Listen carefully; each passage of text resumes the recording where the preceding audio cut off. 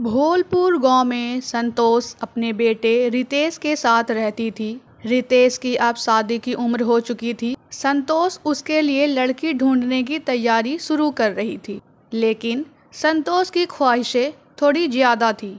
रितेश बेटा, मैंने तो सोच लिया है, तेरी शादी शहर की लड़की से करवाऊंगी। लेकिन माँ, ये सब। अरे मेरे लाल, तुम ये सब छोड़ो, तुम बस शादी के मंडप में बैठ जाना, बाकी सब जिम्मेदारी मेरी है। बहुत इतराती है ना आसपास की औरतें, मेरी बहू ऐसी है, मेरी बहू वैसी है।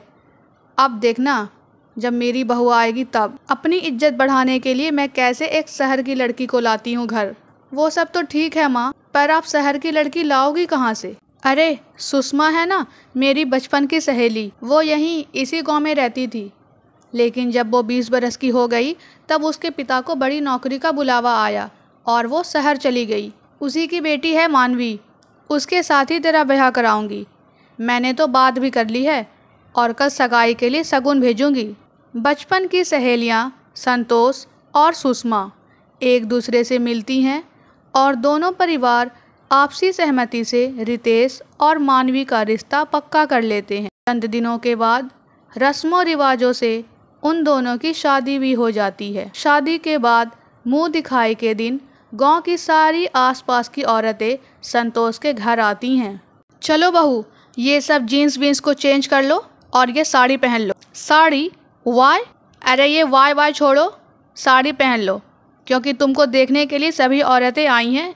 संतोष और मानवी एक साथ सभी के सामने हॉल में आते हैं और जब सभी मानवी का चेहरा देखते हैं तो सभी आश्चर्यचकित रह जाते हैं। अरे वाह वाह, क्या बहू लाई हो संतोष बहन, एकदम कोहिनूर। हाय, किसी की नज़र न लगे इस कोमल से चेहरे को। वाकई मतलब तू तो बहुत भाग्यशाली है संतोष, जो तेरे घर में एक शहर की बहू आई है। वही तो, रूप रंग चाल ढाल, वैसे तो कितनी सुंदर है मानवी, पढ़ी लिखी भी है और इतनी होशियार भी। मैंने तुम सबसे कहा था ना, मेरी बहू लाखों में एक होगी, वादों की बड़ी पक्की हूँ मैं। मानवी के आने से गांव वालों के सामने संतोष की इज्जत और बढ़ जाती है।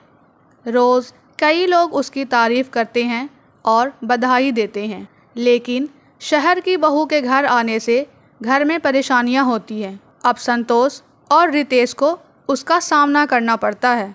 मम्मी जी, ये क्या है यार? क्या है यार मतलब? मैं क्या तेरी यार हूँ? तमीज वमीज कुछ सिखाई नहीं है क्या सुषमा ने? आई डोंट नो, आप मॉम को ही फ़ोन करके पूछ लेना।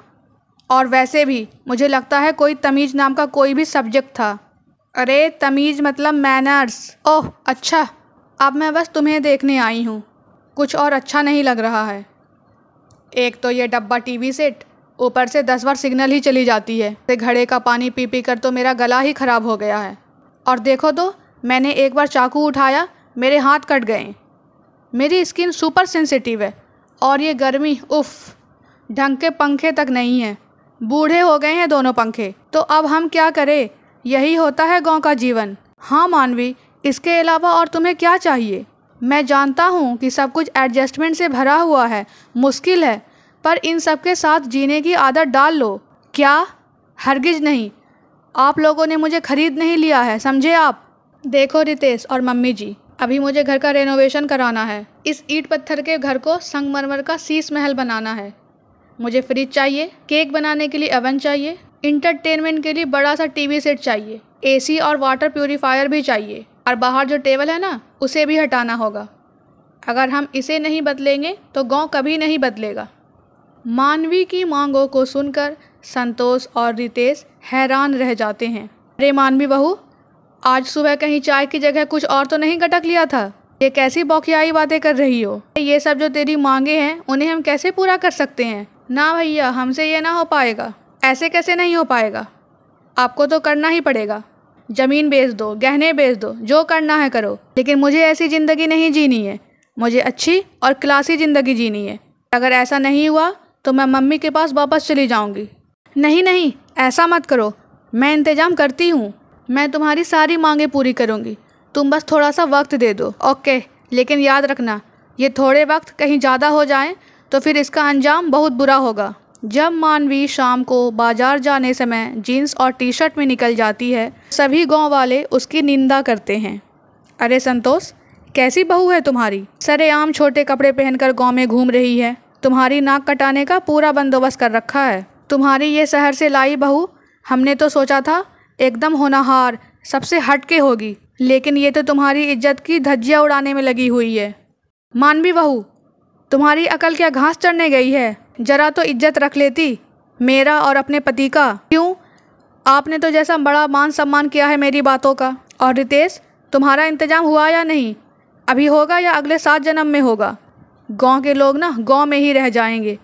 और रही बात मेरे छोटे कपड़े पहनने की, तो गलती मेरी नहीं है, गलती गांव वालों के नज़रिए की है। मेरा मन तो जैसा चाहेगा मैं वैसा ही करूँगी।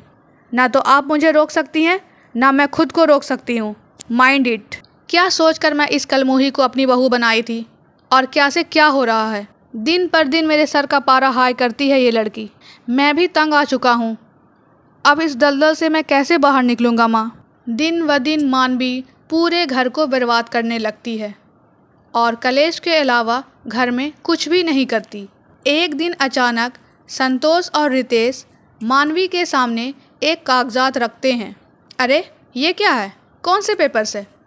आप लोग अपनी ज़मीन मेरे नाम कर रहे हो क्या? मैं जानती थी आप लोग सिर्फ दिखाने के लिए ही गरीब हो, बाकी पैसे तो जमकर भरे पड़े हैं तिजोरी में।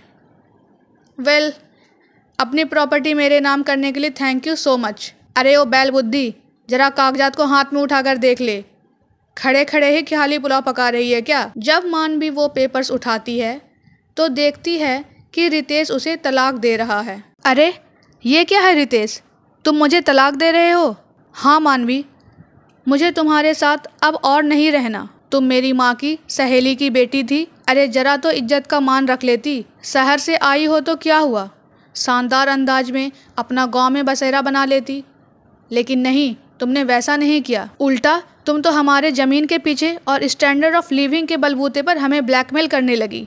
पता नहीं क्या हुआ था मेरे दिमाग को जो मैंने तुम्हें अपनी बहू बनाने की सोची, लेकिन अब नहीं। आज तुमने मुझे ये सिखा दिया है कि बहू गांव की हो या शहर की, जो लड़की अपनों को स्नेह, प्यार और इज्जत दे वही एक सर्वगुण संपन्न बहू होती है। ओके व्हाटएवर, मैं वैसे भी यहाँ बोर हो रही थी। अब तो मैं डायरेक्ट किसी NRI लड़के से ही शादी करूँगी।